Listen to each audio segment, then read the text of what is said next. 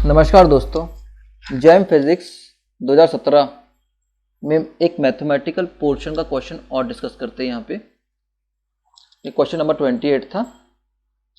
ये Fourier series के ऊपर क्वेश्चन था और हार्मोनिक के ऊपर क्वेश्चन था। ये क्वेश्चन था for the Fourier series of the following function of period 2 pi. Function is defined as function is 0 when x is -π to 0 and function fx is 1 when x is in between 0 to π।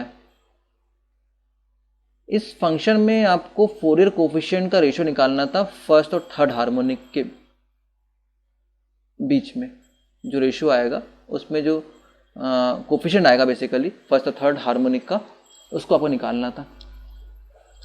तो ये direct Fourier series के ऊपर question है। Actually harmonic का जो word होता है वो हार्मोनिक एनालिसिस थोड़ा सा चेंज होता है। हार्मोनिक एनालिसिस डिस्क्रीट डाटा के लिए किया जाता है, but anyway question Fourier series के ऊपर से भी कर सकते हैं इसको। ये फोरियर सीरीज क्या होती है बेसिकली? फोरियर सीरीज कोई जो फंक्शन है पीरियोडिक फंक्शन है, एक तो कंटिन्यूस फंक्शन है और इंटीग्रेबल फंक्शन है। तो इस फंक्शन जो भी आता है उत्पन्न, उसकी जो फोरियर सीरीज होती है वो उस फंक्शन को अपन साइन और कोसाइन के रूप में लिख देते हैं, साइनसोइडल वेव के रूप में लिख देते हैं। उसी को अपन फोरियर सीरीज बोलते हैं। मतलब जो फंक्शन है उसको फंक्शन को अपन इक्विवेलेंसी के रूप में साइन और कोसाइन के रूप में लिख देते हैं। अगर फंक्शन पीरियोडिक हो, फंक्शन इंटीग्रेबल हो, फंक्शन कंटिन्यूस हो। अगर ब्रेक वाइज है तो कंटिन्यूस, वैसे भी कंटिन्यूस होना जरूरी है। तो ये जो फंक्शन दिया है, फंक्शन की पीरियड 2 पाई दिया हुआ है, मतलब पीरियोडिक है। पीरियड 2 पाई दिया है मतलब पीरियोडिक है ना। मतलब ये 2 पाई के पीरियड में ये फंक्शन रिपीट हो रहा है अपने आप में, तो फंक्शन पीरियोडिक है। और वो उसका इंटरवल कितना है? -π से π के बीच में। तो कंप्लीट लेंथ कितनी जाएंगी? -π to π, 2 पाई कंप्लीट लेंथ के रूप में। तो 2 पाई के इंटरवल में फंक्शन रिपीट हो रहा है, तो फंक्शन पीरियोडिक है। अब फंक्शन पीस वाइज है। Function fx piece wise 2 piece में बटा हुआ है, 0 और 1 के बीच में,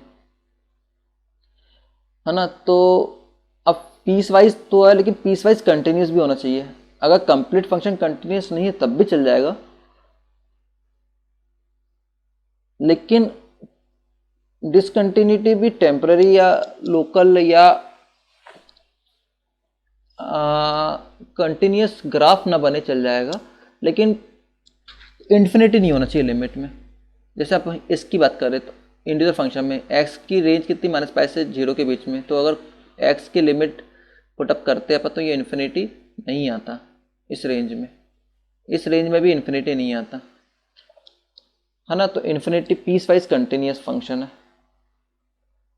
कंप्लीट कंटिन्यूस नहीं है तब भी चल जा रहा है, लेकिन इन्फिनिटी लिमिट नहीं होना चाहिए। लिमिट पुटअप करने में इन्फिनिटी उसका आंसर नहीं आना चाहिए। तीसरा, इंटीग्रेबल फंक्शन होना चाहिए।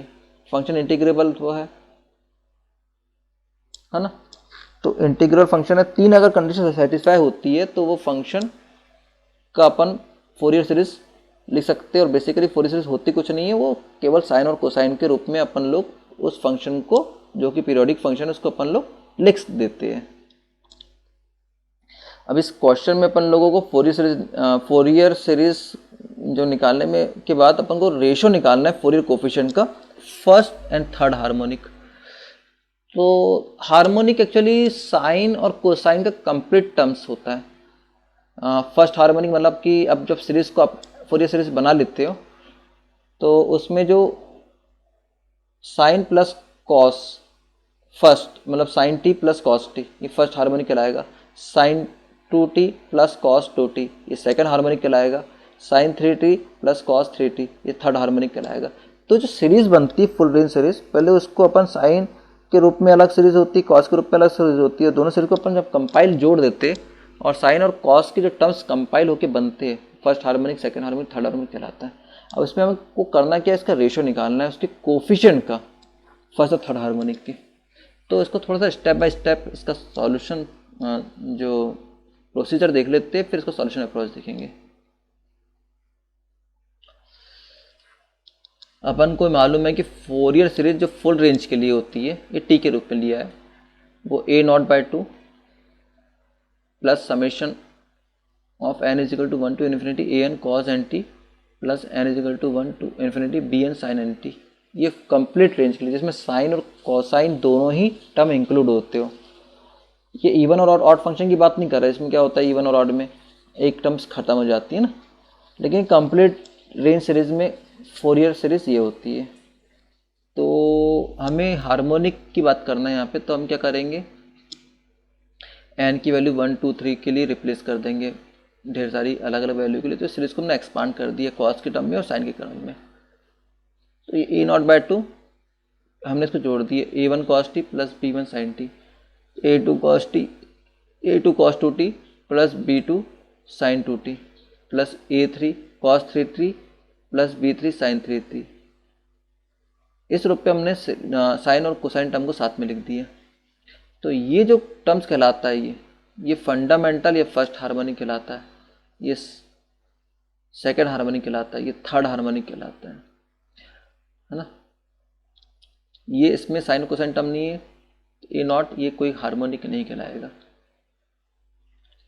अब हमको इस क्वेश्चन में पूछ रहा था फर्स्ट और थर्ड हार्मोनिक के रेशो का कोफिशिएंट। तो हमें पहले फर्स्ट और थर्ड हार्मोनिक का रेशो निकाल लेते हैं, फर्स्ट हार्मोनिक और थर्ड हार्मोनिक। अब इसमें कोफिशिएंट तो दो अलग अलग आ रहा है, कॉस साइन टर्म्स अलग अलग इंक्लूड मल्टीप्लाइंग फैक्टर में। तो रेशो निकालने के लिए या तो कॉस और साइन अलग हो जाए इसमें से, मतलब a1 plus b1 divide by a3 plus b3, ये रेशो होगा। तो वो तो हार्मोनिक के रूप में जमेगा नहीं। तो इस क्वेश्चन में या तो a1 बाई a3 का रेशो होना चाहिए आंसर कोफिशिएंट के रूप में, या b1 बाई b3 के रूप में होना चाहिए फर्स्ट और थर्ड हार्मोनिक का।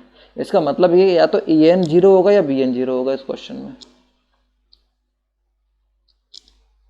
है ना। तभी अपन लोग रेशो निकाल सकते कोफिशिएंट का रेशो। अरे हार्मोनिक का रेशो बोलते डायरेक्टली अपन लोग को ये सब ऐसा पुटअप कर देते, लेकिन यहाँ पे कोफिशिएंट का रेशो निकालना है। चलो इसके सॉल्यूशन देखते हैं। फंक्शन एफ एक्स दिया हुआ है 0, एक्स की वैल्यू -π से 0 के बीच में, और 1 एक्स की जो लिमिट है 0 से लेकर π के बीच में। तो इस रेंज में अपन एक्स वाई ग्राफ में इस पॉइंट को प्लॉट करते हैं। तो -π यहाँ पे जाएगा, ये +π होगा यहाँ पे ना। तो 0 है, मतलब कि यहाँ पे 0 होगा, y = 0 equation of x axis. फिर 1 हो जा रही है जब x की वैल्यू 0 से लेके π के बीच में, मतलब यहाँ पे कहीं π होगा। तो स्टेप पोटेंशियल है। अब -π से यहाँ पे π होगा, -π से π के बीच में ग्राफ ऐसा बन रहा है, स्टेप पोटेंशियल समान ग्राफ बना है इसका। अब फिर यहाँ से अपन बोलेंगे -π से π, है ना। तो फिर बोलेंगे ये तो -π से π एक हो गया। अब फिर π से लेके 3π, -π से लेके π मतलब 2, ये 2π इसकी कंप्लीट पीरियड हो गया, है ना। -π से π के बीच में कंप्लीट पीरियड कितना हो रहा है 2π। तो 2π, तो यहाँ से फिर π से लेके 3π के बीच में भी सेम ग्राफ बनेगा। इससे बोलते अपन पीरियोडिक फंक्शन कि सेम ग्राफ रिपीट हो रहा है। अब a0 को निकालने का फॉर्मूला कितना होता है 1/π -π से π fx dx, है ना, -π से π। तो इसके लिमिट को अपन -π से π तक के वेरिएट हो रहा है ना, -π से 0 करेंगे पहले, जिसमें फंक्शन 0 है dx, और 1/π 0 से लेके π 1 dx, ये तो 0 हो गया। 1 का इंटीग्रेशन x और लिमिट पुटअप कर दी π से π कट जाएगा तो 1 हो जाएगा। an होता फॉर्मूला कांस्टेंट निकालने के लिए, कोफिशिएंट निकालने के लिए, फोरियर कोफिशिएंट 1/π -π से π fx cos nx dx, ठीक है ना। तो इसमें ये तो फंक्शन 0 हो जा रहा है, इसका मतलब नहीं है। 1 fx की value 1 cos n x dx, है ना। तो cos nx का इंटीग्रेशन करना है, है ना, और फिर लिमिट पुट कर देना।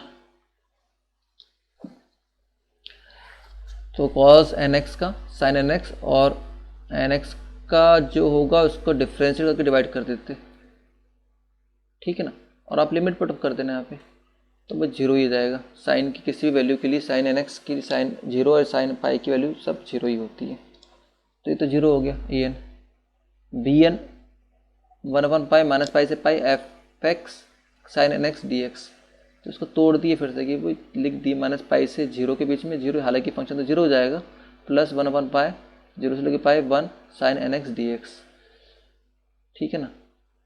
तो ये आपने इसको साइन एन एक्स, है ना, साइन एन एक्स का कॉस एन एक्स और एन एक्स का डिवाइड कर देंगे अपन, है ना, तो वो हो जाएगा आपका एन, और बाहर पाई लगा ही हो तो एन पाई हो जाएगा।